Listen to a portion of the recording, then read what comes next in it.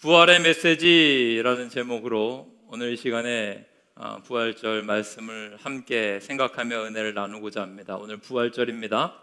예수님께서 우리의 모든 죄를 위하여 모진 고통 당하시고 십자가에서 죽으시고 사흘 만에 부활하셨습니다. 믿으십니까? 부활은 사망 권세 깨트린 거죠. 이제는 더 이상 죽음의 권세가 힘을 발휘하지 못합니다. 이게 부활의 핵심이죠.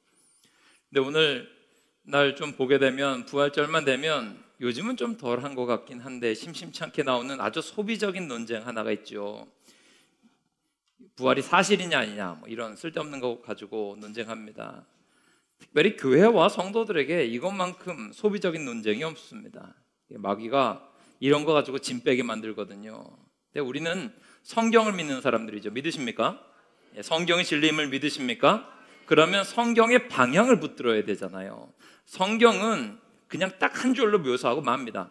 예수님 부활하셨다, 끝입니다. 그럼 믿음의 사람들은 이거 어떻게 해야 돼요? 믿고 받아들이고 선포하면 되는 거예요. 왜 성경이 이렇게 이야기하느냐? 사실 여부 가지고 논쟁의 그걸 여지로 삼지 말라는 겁니다. 이건 사실입니다. 논쟁할 거리도 안 됩니다. 이런 소비적인 것들보다 훨씬 더 중요한 것들이 많은데 왜 자꾸 이렇게 쓸데없는 거 가지고 붙들려서 흔들리고 있느냐? 이거보다 더 중요한 것이 있다라고 하는 것을 성경은 우리에게 일러주고 있고 우리의 시선을 그쪽으로 모으게 만듭니다. 사실 이 팩트라고 하는 것 말이죠. 사실이라고 하는 것은 우리에게 별로 힘이 되지 않습니다. 이게 팩트라고 하는 것은 그냥 사실일 뿐입니다. 이게 우리에게 힘 되어 주지는 못합니다. 그러니까 우리를 살아나게 만들고 우리에게 진짜 힘을 주는 것은 메시지입니다.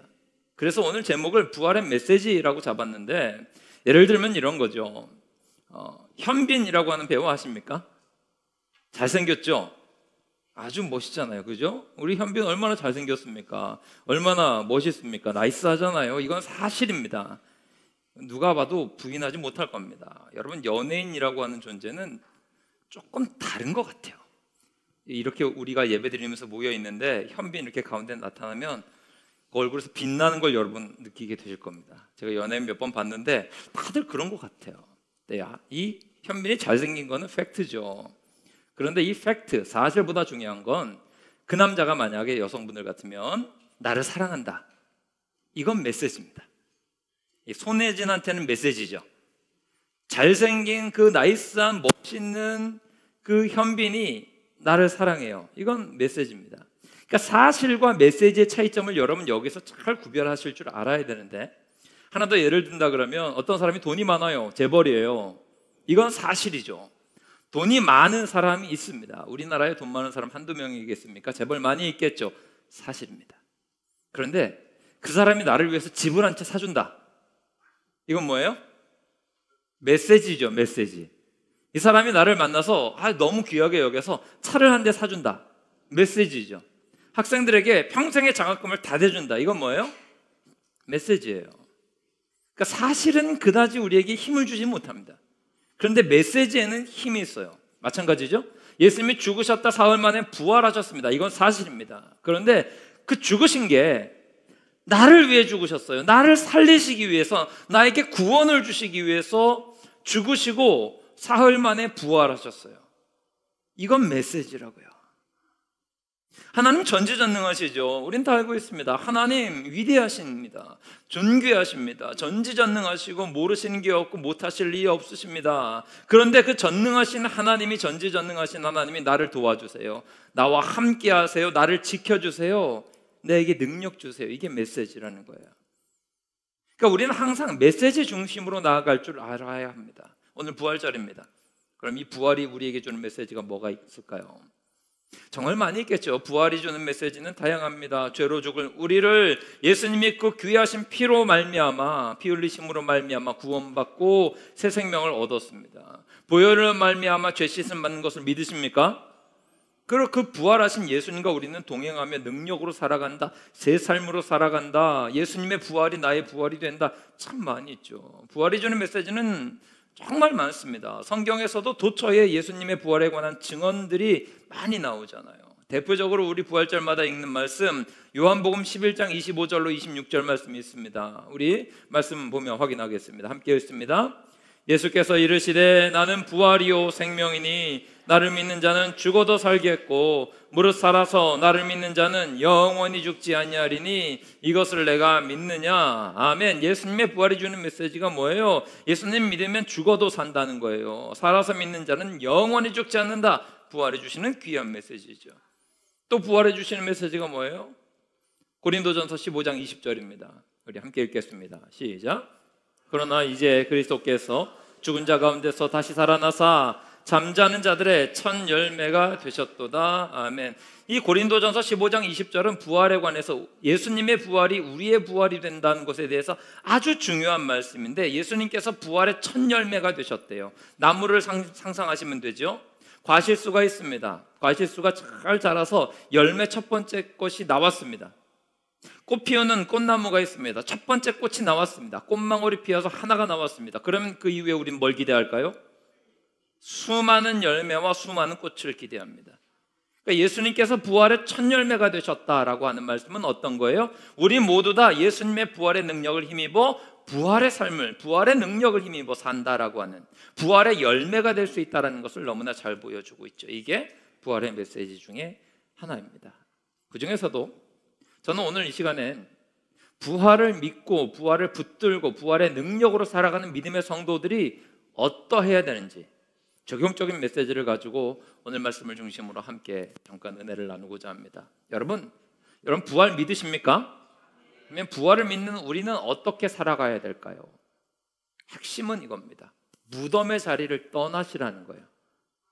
2024년 부활을 맞이하는 우리의 삶 가운데에 무덤의 자리, 죽음의 자리에 있습니까? 여러분 그 자리를 떠나십시오. 6절 말씀 보세요. 함께 읽겠습니다. 시작. 청년이 이르되 놀라지 말라. 너희가 십자가에 못 박히신 나사렛 예수를 찾는구나. 그가 살아나셨고 여기 계시지 아니하니라. 보라 그를 두었던 곳이니라. 아멘. 하나님의 천사가 찾아와서 뭐라고 얘기해요? 예수님 여기 계시지 않는다고. 여기 계시지 않는다는 건 무슨 얘기예요? 예수님은 무덤의 자리, 사망의 자리에 계시지 않는다라고 하는 거죠. 오늘 말씀의 포인트는 이것입니다. 부활에 믿는 성도, 우리잖아요. 부활을 믿는 우리는 마찬가지예요. 더 이상 사망의 자리에, 무덤의 자리에 있어서는 안 됩니다. 여러분의 삶 가운데에 사망의 냄새, 죽음의 냄새, 무덤의 냄새가 나는 것은 떠나셔야 돼요. 무덤을 상상해 보십시오. 낙골당을 상상하셔도 될 것 같습니다. 아무리 아름답게 꾸며도 아름다운 곳입니까? 아름답지 않습니다. 아무리 대리석을 좋은 것을 갖다 놓고 아무리 꽃을 갖다 놓고 아무리 좋은 비석을 세운다 하더라도 이것을 우리는 참으로 아름답고 귀하다라고 이야기할 수 없는 것은 거기에 계속 머무르며 살 수 있는 거예요? 없는 거예요? 아무리 멋있고 아무리 훌륭하고 아무리 대단하다 할지라도 우리는 거기에 머물러 살 수는 없습니다. 누가 무덤에서 삽니까? 잠깐이다 떠나는 거지. 그런데 많은 분들이, 믿는 사람들조차 무덤의 자리를 떠나지 못하시는 분들이 계십니다. 부활의 메시지가 뭡니까? 거기 떠나라는 거예요. 여러분의 삶 가운데 죽음의 냄새 나는 자리 떠나시고 무덤의 자리 떠나시라는 거예요. 우리 마음 가운데, 특별히 우리의 삶 가운데 무덤과 같은 것들이 너무나 많습니다. 걱정이 있습니다. 근심이 있습니다. 좌절이 있습니다. 자기 비하가 있습니다. 패배의식이 있습니다. 미움이 있습니다. 질투가 있습니다. 저주가 있습니다. 이 모든 죽음의 냄새, 주님께서 거하기 원치 않으시는 자리를 여러분들도 떠나시라는 거예요. 예수님이 무덤에 계속 계시지 않았다고요. 부활의 능력이 뭡니까? 이 모든 걸 깨트려버리고 더 큰 소명과 더 큰 비전을 향해서 나아가게 만드는 힘이 부활의 능력이잖아요. 근데 우리는 어리석게도 부활을 믿는다 하고 부활의 능력을 힘입는다 하면서도 우리 스스로가 알아서 그냥 무덤의 자리에서 머무르면서 거기에 자리 피고 살림 차리고 거기에서 머물 경우가 너무나 많이 있습니다. 주님이 머무시지 않는 자리 여러분들도 머물지 않으시기 바랍니다. 왜 그 근심 가운데 있으십니까? 왜 그 실패의 낭만 가운데 있으십니까? 왜 자기 비하 가운데 있으십니까? 왜 그렇게 안 좋은 주님이 기뻐하지 않는 자리에 있으십니까? 예수님은 그 자리에 있기를 원하지 않으세요. 요한복음 21장 말씀을 보게 되면 베드로에 관한 이야기가 나옵니다. 요한복음 21장에 나오는 베드로는 낙향한 베드로입니다. 예수님을 3번이나 저주하며 부인했잖아요. 그래서 낙심하고 난 고기나 잡으러 가겠다. 그래서 갈릴리 내려갑니다. 혼자 간 것도 아니라 친구들 6명이랑 같이 가서 내려갔어요. 이때에 이 요한복음 21장 상황에 베드로가 예수님의 부활을 알았을까요? 몰랐을까요? 알았습니다. 요한복음 20장을 보게 되면요, 그 전장이죠. 예수님께서 제자들에게 나타나셔서 손과 옆구리 다 보여주셨습니다. 이때 나오는 스토리가 뭔가 하면 도마 스토리예요. 제자들 다 봤는데 도마가 그 자리에 없었잖아요. 그래서 도마가 나중에 그 얘기 듣고서 못 믿겠다, 내가 손 넣어봐야 알겠다. 그래서 예수님이 나중에 나타나셔서 넣어봐라 이 녀석아, 이 얘기 하시잖아요. 그때 베드로가 그거 다 알았다고요. 보았고 알았습니다. 부활을 모르는 게 아니었는데 알고도 자기의 실패가 있잖아요. 부끄럽잖아요. 야, 내가 무슨 염치로 예수님을 봐. 나 예수님 3번이나 저주하며 부인했는데, 그 전에 부활하실 거 다 얘기했는데도 내가 믿음의 고백 다 해놓고도 예수님 믿지 못했잖아. 참 부끄럽다. 여러분 이런 상황 아시겠죠? 얼굴 못 드는 상황. 부활의 소식을 알았지만, 부활을 알고 있지만 자기하고는 상관이 없는 것이 되어버렸어요. 그래서 고기나 잡으러 가련다 했잖아요.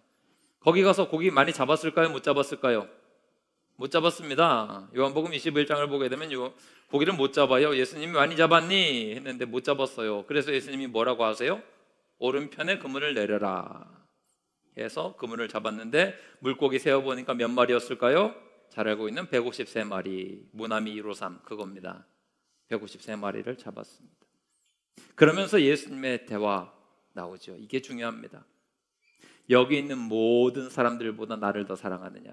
베드로의 대답이 멋있죠? 내가 주를 사랑하시는지 주께서 하시나이다. 내 양을 먹여라, 내 양을 치라, 내 양을 먹여라. 예수님께서 그 낙향한 베드로, 부활의 자리를 떠나려고 도망가려고 했었던 베드로를 향해서 어떻게 하시는 거예요? 다시 사명 회복시켜 주시는 거예요. 다시 출발할 수 있게 만드시는 거고 힘 주시는 거라고요. 너가 있을 자리는 고기 잡을 자리가 아닌 거야. 그 자리에 있어봐라. 열매가 있니? 열매 없지. 내 말씀 따라 순종해봐라. 열매 있니? 찢어질 정도로 그물을 찢어질 정도로 많이 잡았지. 이제 그러면 나와 함께 있는 그 자리에 있어야 되잖아. 너가 있을 자리는 고향이 아닌 거야. 너가 있을 자리는 세상 사람들이 사는 것처럼 그렇게 사는 거 아니잖아. 그 부활의 예수님 만나고 나서 베드로는 새롭게 출발할 힘을 얻었습니다. 동일하죠? 부활의 메시지가 뭡니까? 다시 시작하는 힘을 주신다는 거예요. 오늘 이 예배 가운데 여러분 깨진 심령들이 있으십니다. 어려운 마음 가지고 계신 분도 계실 겁니다. 참 상처 입은 심령들도 많을 것이고, 야, 이러면 내가 되겠나 싶은 생각도 드실지 모르겠습니다. 모든 상황의 어려움 속에서 도저히 살 길을 찾지 못해서 좌절하신 분들도 계실지 모르겠습니다. 그런데 여러분, 부활의 주님 만나면 다시 시작할 수 있는 것을 믿으시기 바랍니다. 부활의 주님은 언제든지 새 출발할 수 있는 힘과 능력을 주세요. 우리 주님은 한 번으로 무너뜨리시는 분이 아니시라고요. 세컨 찬스 주신다고요. 서드 찬스 주신다고요. 계속해서 일어날 수 있도록 힘을 주시는 분이신데, 베드로와 가룟 유다의 차이가 뭐예요? 베드로는 예수님 만난 거고 가룟 유다는 자기 스스로 알아서 결정한 다음에 목매서 죽은 거예요. 똑같이 잘못했다고요. 예수님 만나서 힘을 얻으면 다시 나아갈 수 있는데, 오늘 여러분의 삶 가운데서 왜 그 무덤의 자리, 사망의 자리에 자꾸 머물려고 하십니까? 부활하신 그 예수님 만나서 부활의 능력을 힘입어 오늘 예배가 여러분을 새롭게 일어나게 만들 수 있는 축복의 통로가 될 수 있기를 주님의 이름으로 축원합니다. 빌립보서 3장을 보게 되면요, 말씀을 읽을 때 언뜻 이해되지 않는 내용이 나옵니다.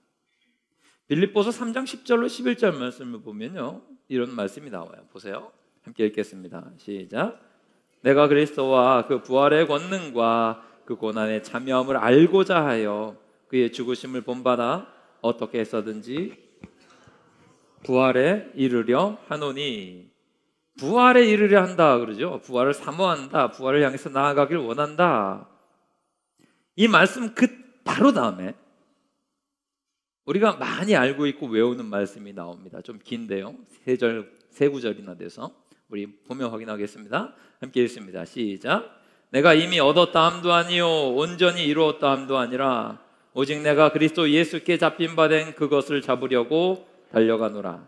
형제들아, 나는 아직 내가 잡은 줄로 여기지 아니하고 오직 한 일, 즉 뒤에 있는 것은 잊어버리고 앞에 있는 것을 잡으려고 표대를 향하여 그리스도 예수 안에서 하나님이 위에서 부르신 부름의 상을 위하여 달려가노라.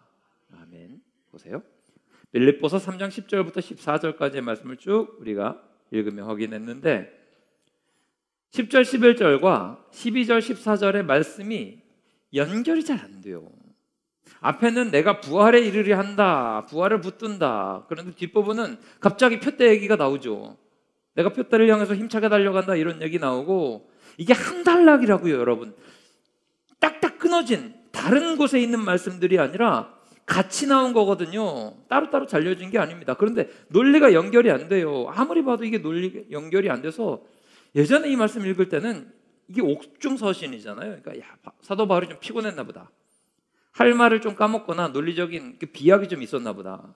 그래서 이걸 어떻게든지 해석을 해봐야지 하는데, 이 부활의 메시지를 읽으면서 보니까 이게 좀 이해가 되는 것 같아요.